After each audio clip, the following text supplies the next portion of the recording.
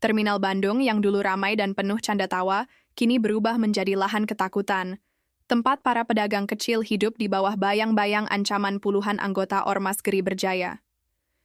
Di tengah hiruk-pikuk yang mencekam itu, seorang pria, tua dengan wajah penuh garis perjuangan berdiri teguh menjaga warung kopinya yang sederhana. Namun, bisakah keberanian seorang Kang Budi menyalakan kembali api kedamaian di tempat yang nyaris tenggelam dalam kekerasan? Namaku Budi.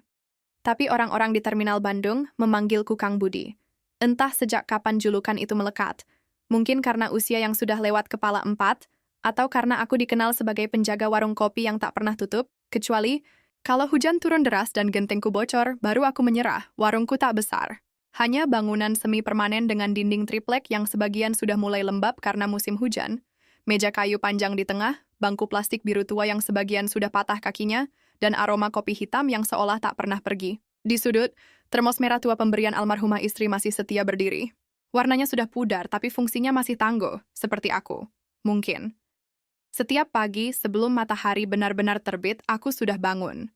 Merebus air, menggiling biji kopi dengan alat manual, menyiapkan cemilan ringan, gorengan, kacang, rebus atau singkong goreng. Lalu suara pertama yang kudengar bukanlah kicauan burung, tapi teriakan kenek dari bus jurusan Tasik. Kang Budi, 2 kopi pahit buat sopir sama gua. Aku tersenyum. Hidup di terminal memang keras, tapi ada kehangatan yang tak bisa kau temukan di tempat lain. Ada rasa saling jaga yang mungkin tidak kasat mata, tapi terasa nyata. Dan di tengah semua itu, warung kopiku adalah tempat berlindung, tempat curhat, tempat ketawa, bahkan tempat mengeluh saat hidup terasa tak adil. Hari itu, seperti biasa, terminal mulai ramai sekitar pukul 6 pagi. Sopir-sopir mulai memanaskan mesin, anak-anak jalanan sibuk menawarkan jasa angkut barang. Dan aku sibuk menyeduh kopi untuk mereka semua. Kopi 1, Kang. Pahit. Kayak hidup gua, kata Ujang, tukang ojek terminal, sambil duduk dan melepas helmnya yang retak di sisi kanan. Aku tertawa kecil. Hidup pahit, tapi masih bisa ketawa. Berarti, belum kalah, Jang. Ia tersenyum lebar, memperlihatkan giginya yang ompong. Kalau udah nggak bisa ketawa, baru gua nyerah, Kang. Lalu, tiba-tiba suasana yang tadi hangat berubah dingin. Suara motor menderu keras, lalu berhenti mendadak di depan warungku. 3 orang turun, pemuda berjaket hitam, rambut cepak, dan raut wajah yang tidak asing. Tapi aku pura-pura tidak kenal. Pagi, Kang, ucap yang paling tinggi di antara mereka. Lancar, warungnya? Aku mengangguk pelan. Alhamdulillah, lancar. Ia menatapku dengan senyum kecil, tapi matanya tidak tersenyum. Biasanya kalau lancar, ada rezeki lebih. Kita-kita ini kan yang jaga terminal. Aman gara-gara kita, Kang. Aku tahu kemana arah pembicaraan ini. Gimana, Kang Budi? 50.000 aja per minggu. Buat keamanan. Aku menatap matanya dalam-dalam. Terminal ini udah aman dari dulu. Waktu kalian belum nongol juga, semuanya baik-baik saja. Ketiganya tertawa kecil. Yah, zaman udah beda, Kang. Sekarang kalau mau aman, harus kerja sama. Lagian, 50.000 mah kecil. Buat kopi pagi juga cukup, kan? Aku mendesah, menahan amarah. Tapi bukan caraku melawan dengan emosi. Jadi aku menoleh ke arah termos, menyeduh 3 gelas kopi, dan meletakkannya di meja. Kalau mau kopi, silakan. Tapi kalau mau minta-minta, saya bukan tempatnya. Senyum mereka lenyap. Yang satu mengepalkan tangan. Tapi si tinggi yang tadi bicara lebih dulu mengangkat tangan, menahannya. Baik, Kang. Kami ngerti maksudnya. Tapi jangan nyesel ya. Mereka pergi, meninggalkan jejak aroma bensin dan ancaman yang menggantung di udara. Aku hanya berdiri diam, menatap kepergian mereka. Ujang menatapku, cemas. Kang, itu orang-orang Geri Berjaya. Bahaya, mereka udah muter di semua kios. Banyak yang nyerah. Aku mengangguk. Saya tahu, tapi kalau semua ikut diam, sampai kapan kita bisa hidup tenang? Ia tak menjawab. Hanya menatap kopi di tangannya yang mulai dingin. Malamnya, aku duduk sendiri di warung. Lampu remang dari bohlam 5 watt menggantung di langit-langit, sesekali berkedip. Terminal mulai sepi. Hanya suara tikus dan angin malam yang berseliweran. Aku membuka laci di bawah meja. Ada foto lama. Aku dan Roni, sahabat masa kecil. Dulu, kami tak terpisahkan. Sama-sama anak pasar, sama-sama susah. Tapi Roni hilang entah kemana. Terakhir aku dengar dia ikut rombongan preman di luar kota. Setelah itu, tak ada kabar. Aku menatap foto itu lama, lalu meletakkannya kembali. Malam ini aku tahu hidupku akan berubah. Dan mungkin tidak akan mudah. Tapi ada satu hal yang tak akan kubiarkan terjadi. Warung ini dan orang-orang kecil di terminal. Ini tidak akan tunduk begitu saja. Aku bukan jagoan, tapi aku juga bukan pengecut. 3 hari setelah kejadian itu, aku mulai merasa ada yang berubah di sekitar terminal. Bukan karena suasananya yang mendung atau suara bus yang terdengar lebih keras dari biasanya, tapi karena tatapan orang-orang. Tatapan penuh cemas, ragu, seolah setiap hari adalah pertaruhan antara bertahan atau menyerah. Warungku masih buka seperti biasa, tapi sekarang, kopi tak lagi terasa pahit hanya karena bijinya, melainkan karena rasa was-was yang mengendap bersama uap panasnya. Orang-orang datang seperti biasa, tapi banyak yang tak bicara. Duduk sebentar, lalu pergi. Bahkan Ujang, yang biasanya paling cerewet soal politik dan gosip terminal, kini hanya menyeruput kopinya sambil diam. Lagi rame, Kang. Ormas itu makin galak, ucapnya akhirnya. Pelan. Kemarin Mang Darman di ujung sana dipaksa setor 100.000. Padahal dagangannya cuma rokok sama permen. Aku mengangguk, sudah kuduga. Mereka tidak akan berhenti setelah aku tolak. Mereka akan coba tempat lain, lebih lemah, lebih mudah diperas. Dan ternyata benar. Waktu Mang Darman nolak, kiosnya dilempar batu. Kacanya pecah, dagangannya diacak-acak. Terus mereka pergi ketawa-ketawa. Lanjut Ujang, nadanya getir. Aku mengepalkan tangan di bawah meja. Rasanya dadaku panas. Tapi aku tahu, marah saja tidak cukup. Harus ada yang dilakukan. Tapi apa? Sore harinya, aku memutuskan untuk berjalan kaki ke kampung Sindang Sari. Kampung tempatku tinggal sejak muda. Kampung ini letaknya hanya beberapa ratus meter dari terminal, tapi suasananya jauh berbeda. Di terminal, hidup bergerak cepat. Di Sindang Sari, hidup seperti mengalir pelan, tenang, kadang terlalu tenang sampai lupa bahwa ancaman sedang mengetuk pintu. Aku menyusuri gang sempit, melewati rumah-rumah berdinding triplek dan bata yang belum diplester. Anak-anak kecil bermain bola dengan gawang dari sandal jepit. Ibu-ibu menjemur pakaian sambil ngobrol soal harga minyak. Tapi semuanya terasa berbeda. Mereka seperti sedang menunggu sesuatu atau takut akan sesuatu. Di sebuah pos ronda kecil, aku bertemu Aki Tarya, pensiunan satpam terminal yang kini lebih sering main catur di warung. "Ah, Budi, tumben main ke kampung sore-sore," katanya sambil menyodorkan bangku plastik. Aku duduk, mengangguk sopan. "Ki, saya mau ngobrol soal keadaan belakangan ini." "Aki," Tarya mendesah berat. "Masalah Geri Berjaya ya?" Aku terdiam, tapi anggukan kecilku cukup untuk membuatnya mengerti. Udah banyak yang ngeluh, Bud.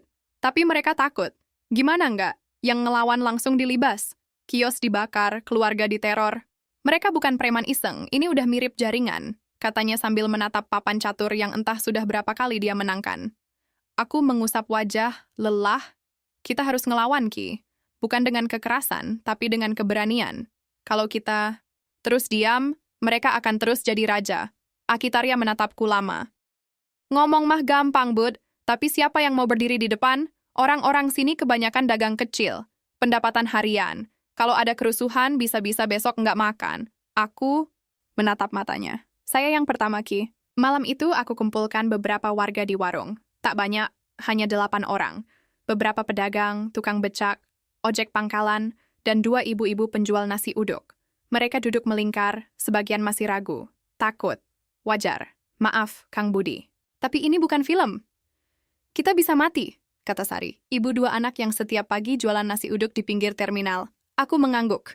Betul, ini bukan film. Ini hidup kita, dan kita yang harus nentuin ceritanya mau dibawa kemana.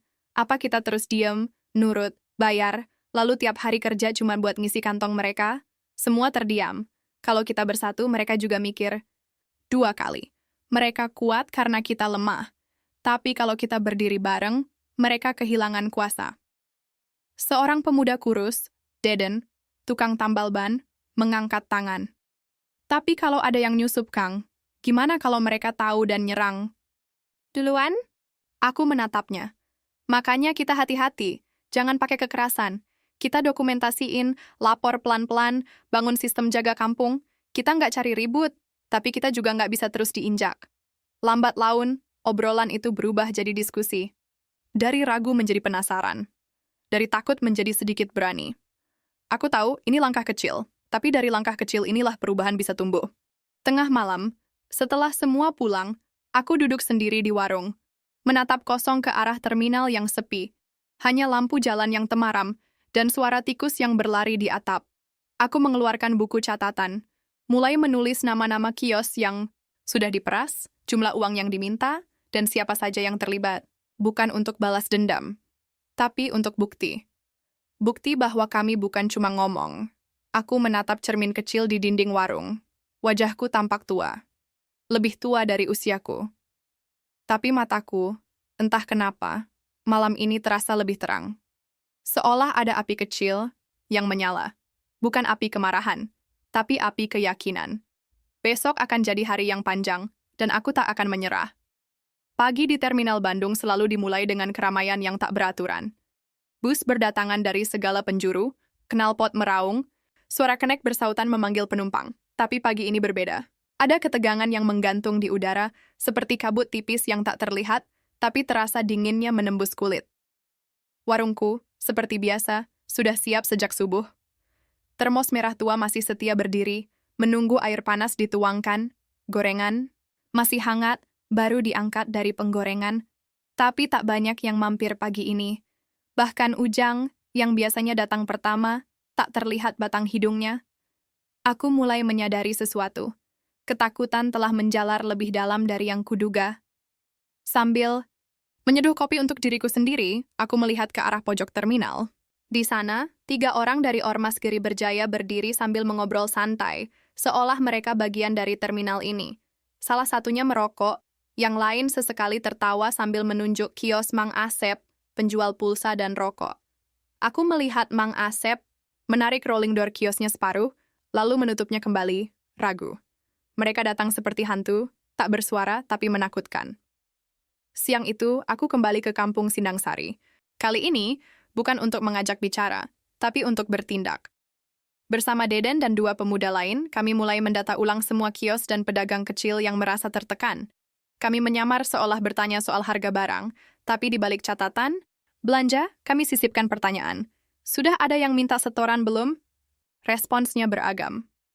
Ada yang pura-pura tak tahu, ada yang mengangguk cepat lalu buru-buru pergi. Tapi sebagian besar menjawab, pelan dan takut. Sudah, 2 kali dalam seminggu, jumlahnya makin besar. Kami menulis semuanya. Nama kios, tanggal, kejadian, ciri-ciri pelaku, semua kami catat. Deden, meski tubuhnya kurus, ternyata cekatan dalam menyusun informasi. Ia bilang, kalau kita mau serius, harus rapi. Kalau mau lawan kejahatan, bukti lebih penting dari berani saja. Dan aku setuju. 3 hari kemudian, malam hari, kami adakan pertemuan kedua di pos ronda. Kali ini jumlahnya bertambah. Ada sekitar 20 orang. Termasuk Mang Darman dan Sari. Bahkan beberapa ibu rumah tangga ikut datang, bukan untuk berkelahi, tapi untuk menyatakan bahwa mereka juga muak hidup dalam ketakutan. Anak saya sekarang takut bantu saya jualan, kata Sari. Dengan suara lirih, katanya, takut kalau ada yang datang bawa motor rame-rame. Aku melihat wajah-wajah mereka, letih, lelah, tapi ada api kecil yang mulai tumbuh, seperti bara yang tinggal ditiup sedikit untuk menyala. Aku berdiri, menatap mereka satu persatu. Kita semua tahu hidup kita ini susah, tapi bukan berarti kita harus rela diinjak. Mereka bukan Tuhan, mereka bukan penentu hidup kita. Dan kita juga bukan hewan yang bisa diatur sesuka hati. Deden menambahkan, kami sudah punya data. Kalau ada waktu bisa lihat sendiri. Sudah 12 kios yang diminta uang perlindungan. Jumlah totalnya lebih dari 2 juta. Itu bukan perlindungan, itu pemerasan. Lalu kami paparkan rencana. Kami akan pasang CCTV kecil di beberapa titik. Kami akan koordinasi lewat grup pesan. Singkat, pakai kode yang mudah dipahami. Setiap gerak mencurigakan langsung dicatat. Jika ada aksi kekerasan, kami sudah siapkan kamera kecil di tas atau kantong baju. Semua bukti akan disimpan, lalu dikumpulkan secara berkala. Kita nggak bisa ngadepin mereka pakai kekerasan, tapi kita bisa bikin mereka kelabakan. Kita bisa lapor, kita bisa viralkan, dan yang penting kita saling jaga.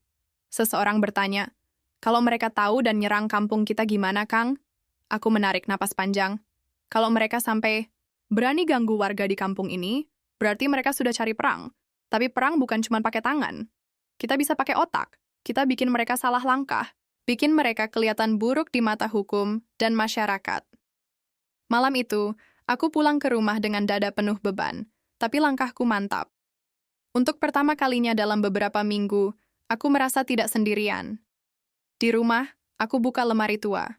Di dalamnya ada kotak kecil berisi barang-barang masa lalu, surat-surat lama, foto-foto istri, dan satu foto yang membuat napasku tercekat.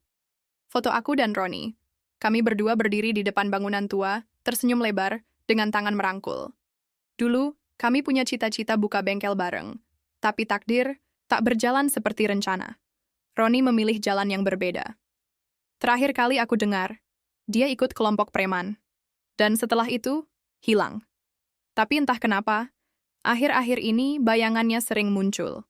Tatapan seseorang dari Ormas Geri Berjaya yang datang ke warungku hari itu sangat mirip Roni. Tapi wajahnya keras, dingin. Tak ada sisa-sisa sahabat yang dulu kuingat. Mungkinkah? Aku menggenggam foto itu erat. Dalam hatiku, ada perang lain yang mulai tumbuh. Perang antara kenangan dan kenyataan. Keesokan harinya, saat aku membuka warung, seseorang berdiri di depan. Bukan orang asing, tapi juga bukan teman. Bajunya hitam, tangannya penuh tato, tapi wajah yang membuat hatiku seperti ditusuk. "Bud," katanya pelan. Aku terdiam. "Bud, ini aku, Roni." Dunia terasa berhenti berputar. Aku menatap. Matanya mencari sisa sahabat yang dulu. Tapi yang kulihat hanyalah bayangan masa lalu yang telah ternoda. "Ngapain kamu kesini, Ron?" Ia mendekat. Suaranya lirih. "Aku cuma mau bilang, jangan ikut campur. Kamu nggak ngerti apa-apa. Ini lebih besar dari yang kamu kira." Aku menggertakkan gigi. "Aku ngerti, Ron. Aku ngerti persis. Ini tentang orang-orang kecil yang dipaksa. Tunduk. Tentang warung-warung yang diganggu. Tentang kamu yang sekarang jadi bagian dari itu."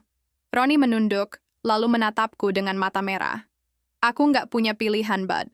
Hidup keras." Aku menatapnya balik. "Kita semua hidup keras, Ron, tapi kita masih punya pilihan." Dia menarik napas, berbalik, dan pergi tanpa kata. Aku tahu ini bukan lagi soal terminal. Ini bukan lagi soal preman. Ini tentang masa lalu yang kembali, dan pilihan yang harus dibuat. Dan aku bersumpah, apapun yang terjadi, aku tidak akan diam. Lagi.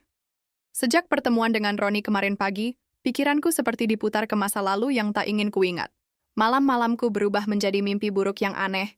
Suara-suara knalpot, tawa preman, wajah-wajah yang tak asing, dan mata Roni yang kosong. Aku bangun berkali-kali dengan dada berdebar, seperti sedang dikejar sesuatu yang tak bisa kujelaskan. Tapi, aku tahu satu hal pasti. Peringatan Roni bukan sekadar gertakan. Itu pesan. Dan mungkin juga permintaan tolong yang dibungkus ancaman. Pagi itu, aku membuka warung seperti biasa. Tapi kali ini, aku pasang kamera kecil di bawah rak kopi menghadap keluar. Kamera murah yang kubeli bareng Deden lewat online. Tidak canggih, tapi cukup untuk merekam siapapun yang datang dan pergi. Hari itu berjalan biasa. Para pelanggan mulai berdatangan, meski sebagian masih diam, seolah terminal ini bukan lagi tempat kerja, tapi ladang ranjau yang setiap langkahnya harus hati-hati. Menjelang siang, terdengar suara gaduh di ujung blok terminal. Aku langsung berdiri, menatap ke arah suara. Di sana, 4 orang berseragam Ormas Geri Berjaya mengelilingi kios Mang Darman. Mereka menunjuk-nunjuk, sementara Mang Darman hanya berdiri terpaku, tangan gemetar. Aku berlari ke arah sana. "Heh, ada apa ini?" Seruku, suara sengaja kubesarkan. Salah satu dari mereka menoleh, wajahnya asing, tapi matanya penuh amarah. "Urusan kami, jangan ikut campur. Dia ini warga kami," kataku, berdiri di antara mereka dan Mang Darman. "Kalau mau minta sumbangan, ada cara yang lebih manusiawi." Mereka tertawa. Satu di antaranya meludah ke tanah. "Lo sok pahlawan, Bud. Dengar-dengar sekarang lo bikin gerakan segala. Hati-hati. Terminal ini punya aturan, dan yang bikin aturan bukan lo." Aku tetap berdiri. Nafasku naik turun, tapi kakiku tak bergeser. "Kalau kalian mau main kasar, silakan. Tapi semua ini terekam. Ada kamera, ada saksi, dan sekarang bukan zaman dulu. Orang-orang udah melek." Mereka melirik ke sekitar. Beberapa pedagang mulai keluar dari kios. Penumpang juga mulai memperhatikan. Salah satu dari mereka menepuk dada lalu mundur pelan. "Ini belum selesai," katanya sebelum pergi. Dan aku tahu dia benar. Malam itu kami rapat lagi di warung. Kali ini Deden membawa laptop bekas miliknya. Kami mulai menyusun data. Rekaman kejadian siang tadi, daftar kios yang kena intimidasi, dan waktu kejadian. Kita udah dapat 37 laporan, kata Deden menunjuk tabel di layar. Rata-rata mereka datang 2 kali seminggu, hari Senin dan Kamis. Pola waktunya sama. Mereka keliling dari ujung ke ujung. Aku mengangguk. Itu artinya, kita bisa prediksi pergerakan mereka. Akitaria menimpali. Kalau gitu kita juga bisa pasang penjagaan. Bukan buat lawan, tapi buat ngawasi. Kalau ada kejadian, langsung dokumentasiin. Bukan cuma itu, Ki, kataku. Kita harus mulai berani lapor. Minimal 1-2 orang. Kalau kita terus simpan sendiri, nggak akan ada yang berubah. Semua mengangguk tapi ragu terlihat jelas di wajah mereka. Kalau mereka balas dendam gimana? Aku menatap mereka. Kita nggak minta semua orang jadi pemberani. Tapi kita bisa jaga satu sama lain. Kita bikin grup warga. Siapapun yang butuh bantuan, langsung kirim pesan. Minimal 10 orang datang bantu. Kita saling jaga. Jangan biarin satu orang berdiri sendiri. Suasana hening sejenak. Lalu Mang Asep mengangkat tangan. Saya setuju. Saya yang pertama mau lapor. Udah 2 kali kios saya dipalak. Kalau terus begini, lebih baik saya tutup warung sekalian. Yang lain mulai mengangguk. Dan malam itu, kami bentuk Satgas Warga Sindang Sari. Bukan organisasi resmi, hanya sekelompok orang biasa yang muak dengan ketakutan. Beberapa hari berlalu, kami mulai pasang sistem sederhana. Shift jaga di terminal, kamera tersembunyi, dan pelatihan singkat tentang cara menghadapi tekanan tanpa kekerasan. Aku mulai merasa ada harapan, sampai hari Kamis itu datang. Pagi masih sepi saat seseorang memanggilku. Dari luar warung, aku keluar melihat Deden berdiri dengan wajah pucat. Mang Asep, katanya pelan. Warungnya dibakar. Dunia terasa runtuh sesaat. Kami berlari ke sana. Api sudah padam, tapi sisa-sisa kebakaran masih mengepul. Warung kecil. Itu tinggal rangka arang dan bau gosong yang menyengat. Mang Asep terduduk di trotoar. Wajahnya tak berdarah, tapi luka di hatinya tak bisa disembunyikan. Saya baru buka setengah rolling door. Terus motor datang, 2 orang, nyiram bensin, saya lari. Suaranya gemetar. Sari memeluk Mang. Asep menangis. Aku berdiri di depan bekas warung itu, menggenggam telepon genggamku. 1 rekaman berhasil kuambil dari kamera kecil di halte. Kabur, tapi cukup untuk mengenali 1 wajah. Dan wajah itu, wajah Roni. Malamnya, aku duduk sendiri di warung. Kopi di cangkir tak tersentuh. Di meja, laptop terbuka, memutar rekaman itu berulang-ulang. Wajah Roni, dalam balutan jaket hitam, melemparkan sesuatu ke warung Mang Asep. Beberapa detik kemudian, nyala api melahap semuanya, dadaku sesak. Ini bukan lagi tentang ormas. Ini tentang aku dan dia. Tentang sahabat yang kini berubah menjadi bayangan gelap yang menghantui masa depan kami semua. Saat pintu warungku diketuk, aku tahu siapa yang datang. Sebelum membukanya. But, suara itu lirih. Aku menatap Roni di ambang pintu. Jaket hitamnya masih sama, tapi kali ini wajahnya lebih lelah. Mata yang dulu penuh tawa kini hanya menyisakan kehampaan. Aku nggak mau gini, Bud. Tapi aku nggak bisa keluar. Sekali masuk, susah keluar. Aku menarik napas panjang. Kenapa? Ron? Kenapa kamu hancurin warung orang? Kamu tahu siapa dia. Kamu tahu dia nggak salah apa-apa. Roni menunduk. Aku disuruh. Kalau aku nolak, aku yang dibakar. Aku menatapnya lama. Ada getir yang tak bisa kutahan. Kalau kamu masih punya sisa hati, Ron, bantu kami. Kasih kami nama-nama mereka. Bukti. Apapun. Dia menggeleng. Aku belum siap? Kalau gitu, jangan datang lagi, kataku tegas. Karena berikutnya, aku akan pastikan kamu dan kelompokmu jatuh. Roni menatapku. Aku masih sahabatmu, Bud. Aku menutup pintu perlahan, tanpa menjawab. Malam itu, aku duduk di depan warung sampai dini hari. Dingin merayap ke kulit, tapi tak ada yang bisa menenangkan api yang mulai menyala di dalam dada. Aku tahu ini baru permulaan, dan aku tak akan mundur. Api telah padam di warung Mang Asep, tapi bara kemarahan justru mulai menyala di dada semua. Orang. Sejak kejadian itu, suasana di terminal berubah drastis. Tak ada lagi tawa para pedagang saat pagi menyapa. Tak ada obrolan hangat sambil menyeruput kopi. Yang tersisa hanya tatapan curiga, langkah-langkah hati-hati, dan bisik-bisik ketakutan yang menyelimuti setiap sudut warungku jadi tempat berkumpul yang tak resmi. Orang datang bukan hanya untuk minum kopi, tapi mencari perlindungan. Mereka duduk diam, mendengarkan berita terbaru soal aksi Ormas Geri Berjaya, saling bertanya siapa korban berikutnya, atau hanya sekadar memastikan bahwa masih ada yang berdiri, melawan. Aku duduk di bangku kayu paling ujung, mata terus mengamati pintu warung. Sejak Roni datang malam itu, aku tak bisa tidur tenang. Aku tahu dia masih menyimpan sesuatu. Entah niat baik atau sekadar keraguan yang membahayakan. Tapi satu hal pasti, ia kini bukan lagi sahabatku yang dulu. Pagi itu, Deden datang dengan wajah serius. Di tangannya ada map besar berisi print-out hasil tangkapan layar dan laporan-laporan warga yang berhasil kami kumpulkan. Semua ini udah cukup kuat buat laporan resmi ke polisi, katanya. Tapi kalau kita mau serius, kita butuh satu hal lagi. Aku menatapnya. Apa? Kesaksian dari orang dalam. Seseorang yang pernah kerja sama mereka, yang tahu sistem mereka dari dalam. Dan, kamu tahu siapa yang bisa jadi saksi itu? Nama Roni langsung terlintas di kepala. Dan jantungku berdetak lebih cepat. Dia nggak akan mau, kataku Deden menggeleng. Dia masih ragu ya, tapi keraguan itu bisa kita dorong. Aku menatap meja, berpikir keras. Kalau kita paksa, dia bisa balik serang kita. Kalau kita... Tunggu, kita bisa kehilangan momentum. Jawab Deden. Kita nggak bisa diam, Kang. Mereka udah bakar warung. Korban selanjutnya bisa siapa aja. Aku mengangguk pelan. Kita cari dia malam ini, ujarku akhirnya. Tapi bukan buat paksa. Aku mau bicara. Untuk terakhir kalinya, sebagai sahabat. Malam turun perlahan, membawa udara dingin yang menyusup ke dalam jaket.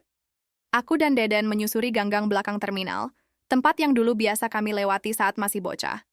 Deden bilang Roni sering nongkrong di dekat bengkel kosong milik Pak Slamet, tempat yang dulu jadi markas kecil kami saat remaja. Ketika kami sampai di sana, lampu-lampu redup, hanya ada cahaya dari api rokok yang menyala di sudut. Kami mendekat, pelan. Ron, panggilku. Ia menoleh. Wajahnya tak terkejut. Seolah ia tahu aku akan datang. Aku udah bilang, jangan ikut campur. Katanya pelan. Aku udah terlalu jauh untuk mundur. Jawabku. Kami duduk saling berjauhan. Tak ada kata selama beberapa menit. Hanya suara angin malam dan sisa detak jantung yang masih terasa di dada. Kenapa kamu dulu milih jalan ini, Ron? Tanyaku akhirnya. Ia menghembuskan asap rokoknya ke udara. Karena aku nggak punya siapa-siapa. But, bapak meninggal. Emak sakit. Aku cuma butuh uang. Dan mereka kasih itu. Tapi bayarnya terlalu mahal, kataku. Kamu kehilangan semua. Termasuk kamu? Tanyanya, menatapku langsung. Aku terdiam. Kata-kata itu menusuk. Aku nggak datang ke warungmu buat ngancam, lanjutnya. Aku datang karena aku bingung. Hati gue nggak tenang. Tapi gue juga nggak berani keluar. Mereka punya semuanya. Polisi udah dikasih jatah. Wartawan dibayar buat tutup mulut. Lo pikir gampang ngelawan dari dalam? Aku menatapnya lama. Kalau lo nggak bisa keluar, biarin kami yang masuk. Tapi lo bantu kami buka jalannya. Dia tertawa kecil. Pahit. Apa jaminannya gua nggak dibunuh? Aku mencondongkan tubuh ke depan. Jaminannya, lo masih punya gua. Gua nggak akan tinggalin lo, Ron. Tapi gua butuh lo jujur. Kasih nama, kasih sistem, kasih bukti. Lo bisa bantu banyak. Orang kalau lo berani sekarang. Ia menghela napas panjang. Lama. Lalu dari saku jaketnya ia mengeluarkan sebuah flash disk kecil. Ini isi rekaman percakapan mereka. Nama-nama. Tanggal. Bahkan ada video. Tapi, jangan salah pakai, Bud. Kalau lo gagal, kita semua habis. Aku mengambil flash disk itu, menggenggamnya erat. Rasanya seperti memegang kunci bom waktu. Aku janji, kataku pelan. Aku akan jaga ini, dan aku akan lindungi kamu. Ia berdiri, hendak pergi. Kalau mereka tahu, gue bisa lenyap besok, katanya. Tapi kalau lo berhasil, setidaknya gue bisa tidur dengan tenang sekali aja. Keesokan paginya, kami berkumpul lagi di warung. Kali ini, suasananya berbeda. Lebih tegang, tapi juga lebih penuh harapan. Aku colok flash disk ke laptop Deden. Di layar, file demi file terbuka. Rekaman suara anggota Ormas merencanakan penarikan uang, video transaksi dengan oknum polisi, dan daftar nama-nama yang terlibat. Termasuk nama-nama yang kami duga tak tersentuh selama ini. Beberapa dari kami terdiam. Yang lain mulai gemetar. Tak percaya bahwa jaringan ini ternyata begitu besar. begitu dalam. Tapi ini bukti. Ini peluru kita. Kita bawa ini ke LSM. Biar mereka yang teruskan ke media dan pengacara, kata Deden. Aku mengangguk. Dan kita siapkan kampung kita. Kalau mereka balik menyerang, kita udah siap. Nggak akan ada lagi yang berdiri sendirian. Malam itu, untuk pertama kalinya dalam waktu yang lama, warga kampung Sindang Sari berjalan keliling terminal bersama. Bukan untuk unjuk kekuatan, tapi menunjukkan bahwa mereka tak lagi takut. Aku berjalan paling depan. Di belakangku, Deden, Mang, Asep, Sari, dan belasan pedagang lainnya membawa senter, tongkat kayu, dan keberanian yang tak bisa dibeli dengan uang. Dan saat kami menyusuri lorong terminal yang gelap, aku tahu api yang membakar warung Mang Asep tak hanya meninggalkan abu. Ia menyalakan semangat-semangat untuk melawan, untuk bertahan, dan untuk menang. Hari itu terminal terasa seperti ladang ranjau. Tak ada suara knalpot, tak ada teriakan kenek. Seolah semua sedang menahan napas, menanti sesuatu yang besar akan pecah, dan aku bisa merasakannya. Udara di sekelilingku berat, seperti mendung yang menggantung di atas kepala, tak mau turun tapi tak mau pergi. Warungku buka seperti biasa, tapi tak ada pelanggan yang betah duduk lama. Kopi hanya disentuh seteguk, lalu dibayar buru-buru. Wajah-wajah yang biasanya ramah kini tegang. Mataku terus memantau sekitar. Setiap suara langkah membuat jantungku berdegup lebih kencang dari biasanya. Deden datang sekitar pukul 9 pagi. Nafasnya terengah. Tangannya menggenggam ponsel yang bergetar terus-menerus. Mereka tahu, Kang, katanya pelan. Video Roni bocor ke grup internal mereka. Seseorang nyebar ke medsos tapi langsung di-take down. Tapi jejaknya masih ada. Aku terdiam. Mereka bilang lo dalangnya. Lo yang ngatur semua. Roni dianggap pengkhianat. Sekarang dia buron di mata mereka sendiri, tambah Deden. Aku menyandarkan tubuhku ke dinding. Bukan karena lelah, tapi karena beban yang tiba-tiba menghantam seperti palu besar. Berarti tinggal tunggu waktu, gumamku. Iya. Dan kita harus siap, Kang. Siangnya, kami menggelar pertemuan terbatas di rumah Akitaria. Hanya beberapa orang yang benar-benar bisa dipercaya. Di dalam ruang tamu beralaskan tikar rotan, kami duduk melingkar. Wajah-wajah itu terlihat keras, tapi matanya menyimpan kecemasan. Gua dapat kabar mereka mau datang malam ini, ujar Mang Ujang, supir angkot yang sering dengar bisik-bisik di pos belakang. Sekitar 15 orang, katanya mau bersih-bersih, terminal. Bersih-bersih, sahut Mang Asep. Apa maksudnya, mau nyapu orang? Deden menjawab cepat, itu istilah mereka kalau mau nyerang. Aku berdiri. Seluruh ruangan langsung diam. Kalau mereka datang, kita nggak akan balas kekerasan dengan kekerasan. Kataku lantang. Tapi kita juga nggak akan mundur. Lalu, kita harus gimana? Tanya Sari, yang kini mulai aktif bantu warga mengoordinasi info. Kita bikin benteng manusia, jawabku. Bukan untuk melawan, tapi untuk berdiri bersama. Kalau mereka lihat kita bersatu, mungkin mereka akan pikir ulang. Dan kalau mereka nggak pikir ulang, sahut Mang Ujang. Aku menarik napas dalam-dalam, maka kita akan berdiri sampai akhir. Malam itu, kami berkumpul di terminal. Sekitar 40 orang datang, warga, pedagang, sopir, bahkan anak-anak muda yang biasanya cuek mulai bergabung. Di tangan kami bukan senjata, tapi spanduk-spanduk bertuliskan, terminal ini milik warga. Kami tidak takut. Keadilan untuk semua. Kami berdiri di barisan, membentuk lingkaran di area tengah terminal. Lampu-lampu sorot kami nyalakan dari berbagai arah. Kamera dari HP warga mengarah ke jalan masuk, siap merekam apapun yang terjadi. Deden menyiarkan langsung lewat kanal media lokal. Aku tahu, sekali ini terekam dan viral mereka akan berpikir 2 kali. Sekitar pukul 9 malam, suara motor mulai terdengar. Bukan 1, bukan 2, tapi belasan motor masuk secara bersamaan dari sisi utara. Suara knalpot memecah malam, seperti dentuman perang. Mereka turun dari motor, beberapa membawa pentungan, rantai, bahkan ada yang menyelipkan pisau di pinggang. Dan dari antara mereka, aku melihatnya. Roni. Wajahnya gelap. Jaket hitamnya masih sama. Tapi kali ini ia bukan sahabatku. Ia berdiri di sisi lawan. Tapi pandangan matanya masih bimbang. Itu cukup buatku tahu, ia belum hilang sepenuhnya. Salah satu pria bertubuh besar. Si Jaka, yang aku tahu salah satu pimpinan lapangan mereka, maju ke depan. Suaranya keras, kasar, dan menghentak. Hei, apa ini? Demo? Siapa yang nyuruh lo semua berdiri di sini, hah? Aku melangkah maju. Kami di sini karena kami nggak mau ditindas lagi.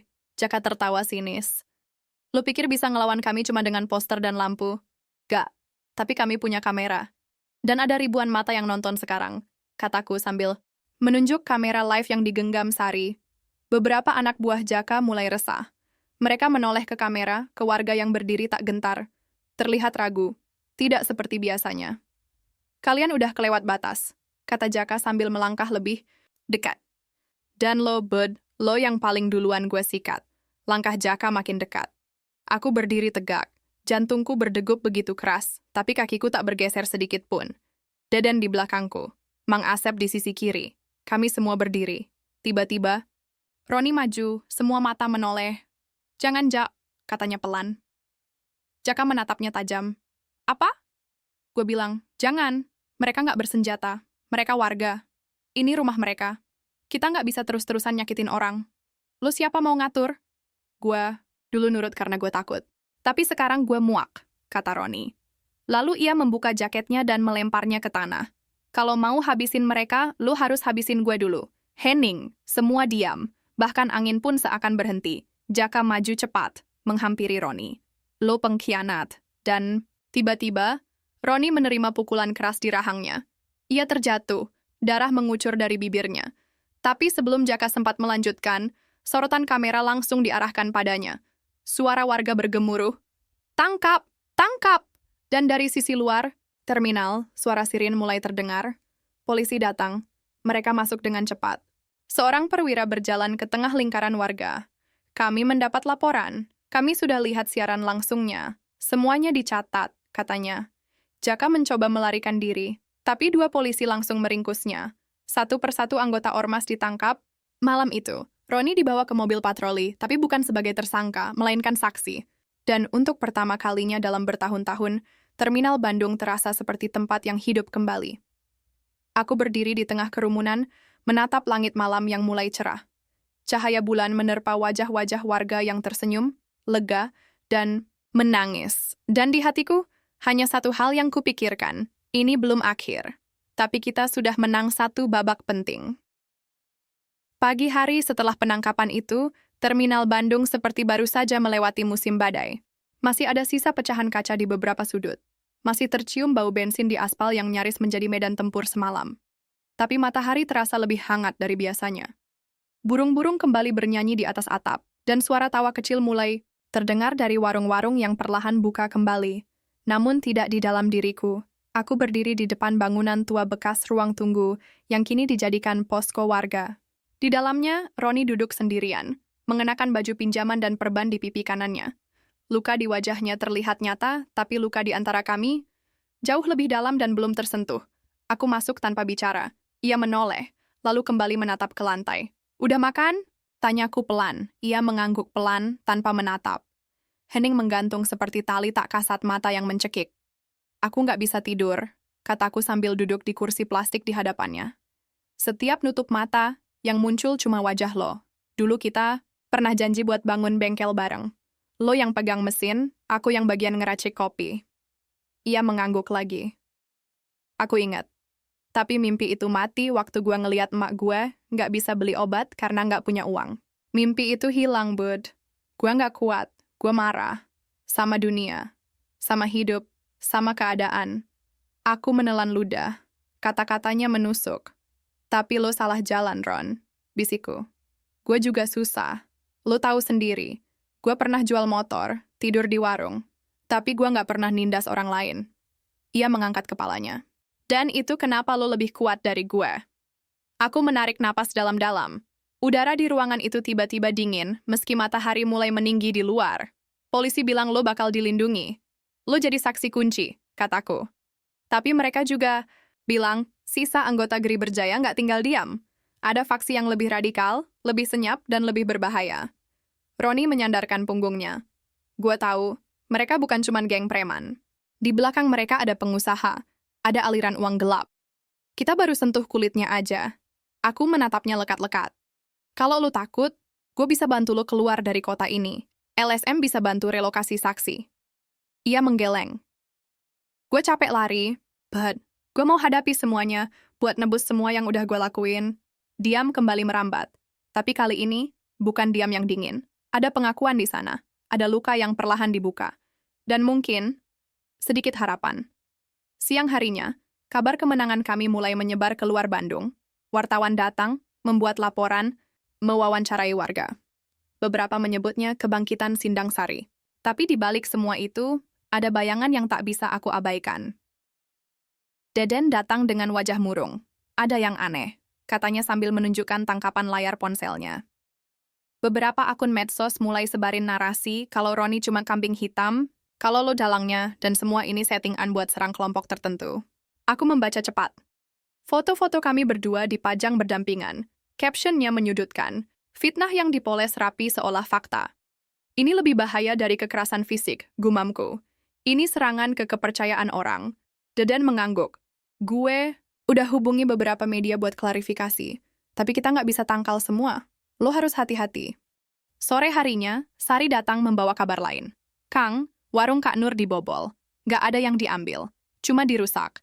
Dinding dicoret-coret tulisan, pengkhianat akan mati pelan-pelan.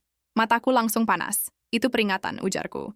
Mereka mulai main psikologis. Aku menggenggam tangan Sari. Kita harus kumpulkan warga. Malam ini. Bukan buat aksi, tapi buat jaga moral. Malam itu, aula kecil di dekat mushola terminal dipenuhi warga. Kami duduk bersila, bukan dalam ketakutan, tapi dalam semangat yang semakin menyatu. Satu persatu mulai berbicara. Ada yang menangis, ada yang tertawa pahit, tapi semua sepakat. Kami tidak akan kembali diam. Aku berdiri di tengah. Aku tahu, tapi ini baru permulaan. Tapi kalian harus tahu, kalian tidak sendiri. Dan selama kita berdiri bersama, tidak ada yang bisa mengalahkan kita. Tepuk tangan menggema. Tapi di balik gemuruh itu, mataku terus mencari satu wajah. Roni berdiri di belakang, mematung. Saat mata kami bertemu, ia mengangguk. Dan aku tahu, ia sudah berubah. Tengah malam, aku pulang sendirian ke warung. Deden dan yang lain berjaga di pos belakang. Aku duduk di bangku panjang depan warung, menatap langit gelap, angin malam berhembus pelan. Tapi tiba-tiba, aku mencium bau yang tak asing. Asap. Aku berdiri cepat, menoleh ke arah utara. Asap tipis, membumbung dari gang kecil dekat terminal. Langkah kakiku cepat, menyusuri lorong. Dan saat aku tiba di sana, aku membeku. Tembok rumah kecil milik Pak Soleh, salah satu saksi yang juga sempat bantu kami, hangus terbakar sebagian. Di dindingnya, tertulis dengan cat merah. Kalian pikir ini sudah selesai? Hatiku mencelos perang. Ini belum berakhir. Malam itu, aku tidak tidur. Aku duduk di bangku kayu panjang depan warung, menatap kosong ke jalan terminal yang lengang. Cahaya remang dari lampu jalan menari di genangan air sisa hujan sore tadi. Suasana hening, tapi pikiranku gaduh seperti pasar. Tulisan merah di tembok rumah Pak Soleh terus menari-nari di benakku. Kalian pikir ini sudah selesai? Tidak. Ini belum selesai. Bahkan ini baru dimulai. Sekitar jam 2 pagi, Deden datang tergopoh-gopoh. Nafasnya tersengal. Kang! Roni! Diculik! Darahku langsung membeku. Apa? Dia pulang dari rumah perlindungan LSM. Katanya mau ambil barang di tempat lama. Tapi dicegat. Ada saksi yang lihat 2 orang narik dia pakai mobil putih. Plat nomornya ditutupi kertas koran. Aku berdiri. Tanganku mengepal. Kenapa dia nggak bilang sama kita dulu? Deden menggeleng. Mungkin dia nggak mau nyusahin. Atau mungkin dia merasa ini tanggung jawabnya. Aku menatap langit yang mulai mendung. Angin malam menusuk kulit, tapi yang paling dingin justru rasa takut yang mengendap di dada. Kita cari, kataku. Sekarang, kami bagi tugas. Sebagian warga menyisir jalan sekitar terminal dan kawasan industri. Sebagian lagi menghubungi kenalan di kepolisian yang selama ini ikut memantau. Aku dan Deden menyusuri kawasan gudang tua di belakang terminal. Tempat yang dulu jadi markas bayangan kelompok Geri Berjaya sebelum dibubarkan polisi. Setiap derit pintu besi tua, setiap bayangan yang bergerak membuat jantungku berdegup tak karuan, dan lalu kami melihatnya. Dari kejauhan, di balik dinding tembok bekas gudang, ada cahaya lampu senter. Suara bentakan terdengar samar. Aku menahan napas. Kami mendekat pelan dan 3 orang berdiri mengelilingi seseorang yang terikat di tiang. Roni, mulutnya disumpal kain. Darah menetes dari pelipis kirinya, tapi matanya masih menyala. Bukan karena takut, tapi karena marah. Seorang pria tinggi berbadan kurus, dengan bekas luka panjang di pipi kiri. Bicara lantang. Kau pikir dengan jadi pahlawan, Kau bisa bersih dari semua dosa, Ron. Kami kehilangan banyak hal karena kebocoranmu. Dan sekarang, kau bayar. Aku mengenal suara itu. Namanya Genta, mantan eksekutor lapangan. Dulu dia bayangan yang tak pernah tampil di hadapan umum. Tapi semua orang tahu dia lebih kejam daripada Jaka. Dan kabarnya, dia tak punya belas kasihan. Aku menoleh ke Deden, memberinya isyarat untuk mundur dan hubungi bantuan. Tapi aku sendiri tak bisa menunggu. Waktu Roni tak panjang, aku merunduk, mendekat perlahan dari sisi kanan gudang yang sudah sebagian runtuh. Suara langkahku sengaja aku samarkan dengan irama suara hujan rintik di luar. Tanganku menggenggam besi tua yang kutemukan di lantai. Tiba-tiba, Genta mengeluarkan pisau. Sepotong demi sepotong, katanya sambil tersenyum. Aku tak bisa tunggu. Lagi, aku yang kau cari, Genta. Teriakku dari balik tembok. Mereka menoleh serempak. Genta menyipitkan mata. Kang Budi, pahlawan warung kopi, kau datang juga rupanya. Aku melangkah ke depan, cahaya dari senter menyorot wajahku. Tapi aku tak gentar. Lepaskan dia. Dia bukan lawanmu. Semua orang yang berpaling adalah lawanku. Sahutnya. Termasuk kau. Satu dari anak buahnya mencoba menghadangku. Tapi sebelum dia sempat mendekat, suara peluit terdengar keras dari luar. Beberapa lampu senter muncul dari segala arah. Polisi dan warga datang bersamaan. Deden ada di tengah mereka, menunjuk ke arah kami. Di sana, Genta panik. Ia mencoba menyayat leher Roni sebelum melarikan diri. Tapi aku berlari sekuat tenaga, menghantam tubuhnya dengan besi tua yang kupegang. Benturan keras terjadi. Kami jatuh bergumul di lantai. Dia menusuk ke arahku, tapi aku menangkis dengan lenganku. Rasa perih menyengat, darah mengalir, tapi aku tidak mundur. Genta mencoba berdiri, tapi aku menariknya dan menghantamkan kepalaku ke wajahnya. Ia terhuyung. Dan saat ia terjatuh, polisi datang dan langsung memborgol tangannya. Roni dilarikan keluar. Tubuhnya lemah, tapi matanya masih menatapku. Ada sesuatu yang tak terucap di sana. Antara rasa bersalah, syukur, dan hormat. Pagi harinya, terminal kembali ramai. Roni dirawat di rumah sakit. Polisi menyatakan bahwa jaringan Genta adalah sisa-sisa radikal yang kini sedang diburu. Dan kami, warga Sindang Sari, untuk pertama kalinya benar-benar merasakan arti dari kata, aman, warungku kembali buka. Tapi kali ini, bukan sekadar tempat minum kopi, ia jadi simbol. Orang datang bukan cuma untuk menyeruput aroma robusta, tapi untuk duduk, bicara, dan saling menguatkan. Sore itu, Deden datang sambil membawa surat. Dari Roni. Katanya. Aku membukanya pelan. Isi suratnya singkat. Bud, maaf untuk semua yang telah kulakukan. Aku tak bisa menghapus masa lalu, tapi aku ingin jadi bagian dari masa depan yang lebih baik. Kalau kau masih anggap aku sahabatmu, tunggu aku pulih. Aku ingin kembali. Bukan sebagai beban, tapi sebagai teman sejati. Mataku basah. Kupandangi langit di atas terminal. Awan mulai pecah. Sinar matahari menerobos lembut, seolah menyentuh hati. Dan aku tahu, mungkin luka ini belum sepenuhnya sembuh. Tapi luka ini telah menunjukkan jalan pulang. 3 minggu sudah sejak malam itu. Terminal Bandung kini terasa seperti tempat yang berbeda. Tidak lagi penuh kecurigaan dan ketegangan. Tidak ada lagi suara langkah mencurigakan di lorong-lorong atau warung-warung yang tutup lebih awal karena takut preman datang menagih uang keamanan. Semua berubah. Perlahan, tapi pasti. Warungku kembali jadi pusat keramaian kecil. Tapi, kali ini bukan karena gosip atau kabar buruk. Orang datang untuk berdiskusi. Anak-anak muda duduk sambil buka laptop, para sopir mangkal sambil baca koran, dan ibu-ibu dari pasar pagi mampir beli kopi sekalian bertukar cerita. Aku duduk di kursi, kayu, di pojok warung. Di hadapanku, sebuah cangkir hitam berisi kopi robusta yang masih mengepul. Tanganku belum menyentuhnya. Mataku sibuk menatap keluar, ke arah terminal, ke arah kehidupan yang perlahan bangkit dari reruntuhan ketakutan. Lengan kiriku masih dibalut perban. Luka tusuk dari pisau Genta belum sembuh total. Tapi dibanding luka batin yang kutanggung, beberapa bulan terakhir ini bukan apa-apa. Suara langkah membuatku menoleh. Roni berdiri di depan warung. Kurus. Jalannya masih pincang sedikit, tapi wajahnya jauh lebih tenang. Tak ada lagi api kemarahan atau keputusasaan seperti dulu. Aku berdiri. Kami hanya saling pandang. Tak ada pelukan, tak ada kata maaf berlebihan. Tapi tatapan itu cukup. Lebih dari cukup. Warung lo makin rame, katanya akhirnya, mencoba tersenyum. Cuma karena pemiliknya nggak galak. Jawabku ringan. Ya duduk. Dan untuk pertama kalinya sejak semua ini dimulai, kami kembali minum kopi. Seperti dulu. Beberapa hari setelah kepulangan Roni, kami mulai kembali bekerja bersama. Tapi bukan dengan ambisi masa lalu untuk punya bengkel besar atau jadi bos. Sekarang, mimpinya sederhana. Ia membantu warga memperbaiki kendaraan yang rusak. Gratis untuk yang tak mampu. Aku membantunya buka kios kecil di samping warung. Ia tak mau jadi pusat perhatian, tapi aku tahu banyak warga diam-diam mulai memaafkannya. Prosesnya pelan, tapi nyata.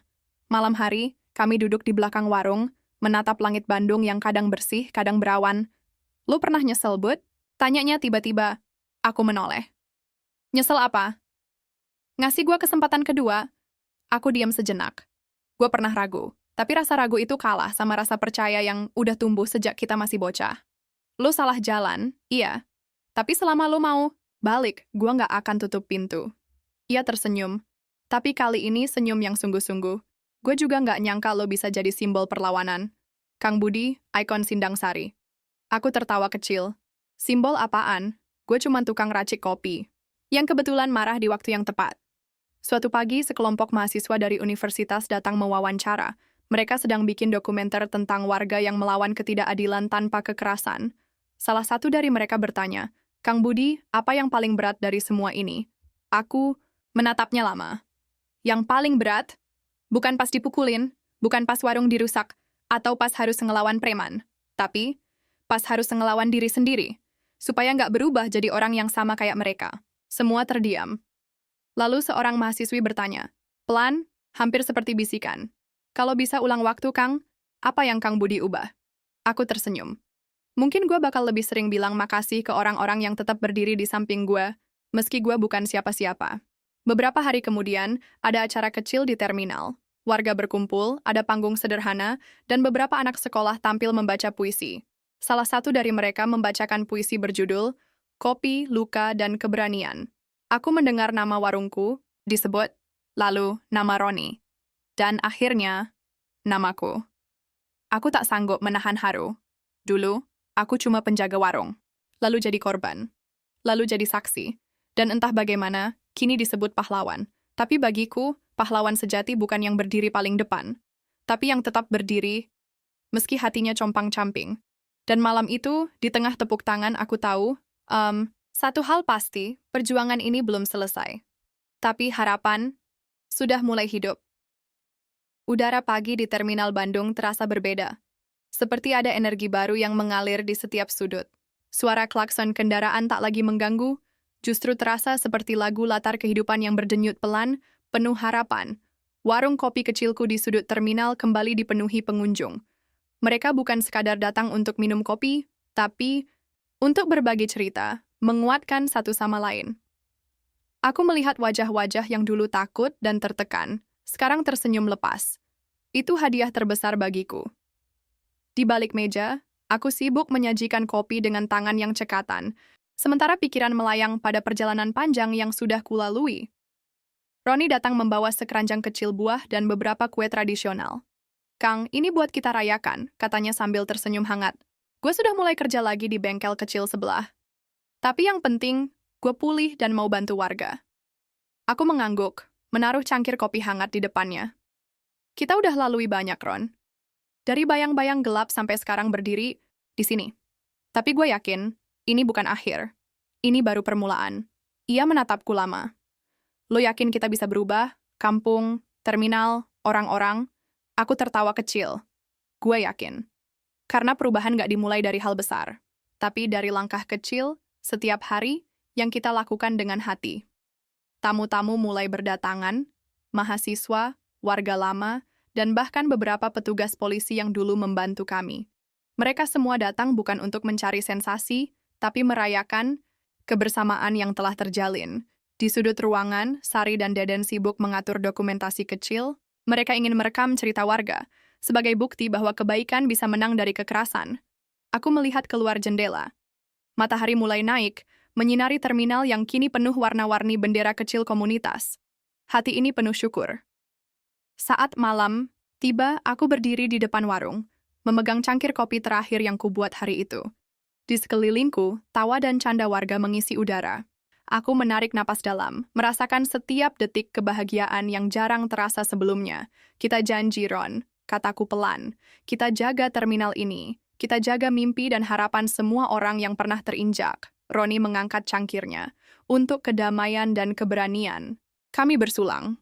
Di tengah keramaian, aku teringat sahabat yang hilang dan pilihan sulit yang pernah kuhadapi. Pertarungan yang membuatku jatuh dan bangkit. Semua itu tidak sia-sia. Perjuangan bukan soal menang atau kalah, tapi tentang terus berdiri, terus berjuang, dan terus percaya. Aku Kang Budi, penjaga warung kopi di Terminal Bandung, dan aku memilih untuk menjadi harapan.